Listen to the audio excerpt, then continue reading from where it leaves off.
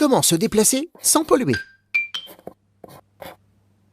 Aujourd'hui, dans les grandes villes, plus de 6 déplacements sur 10 se font en voiture. Ça bouchonne et ça klaxonne. Or, une voiture rejette 4 fois plus de CO2 qu'un bus, dans l'air que nous respirons. Et là, ça tout saute. Faut-il alors continuer à privilégier l'usage de la voiture?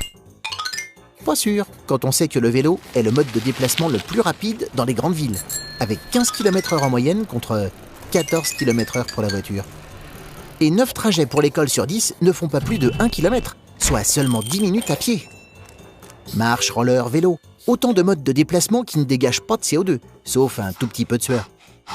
Avec le principe du pédibus, par exemple, les élèves se rendent à pied de leur domicile à leur école, encadrés par des adultes.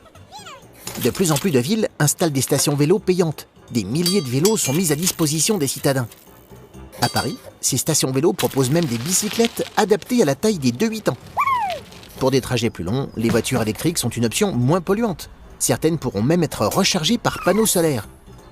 Dans les zones isolées, on peut même faire venir un minibus en bas de chez soi pour le prix d'un ticket. C'est le transport à la demande.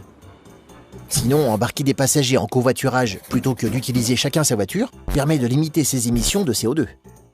Et dernière idée en date pour moins polluer, l'autopartage, qui consiste à louer sa voiture à d'autres conducteurs quand on n'en a pas besoin. Tu te poses des questions? Nous, on y répond.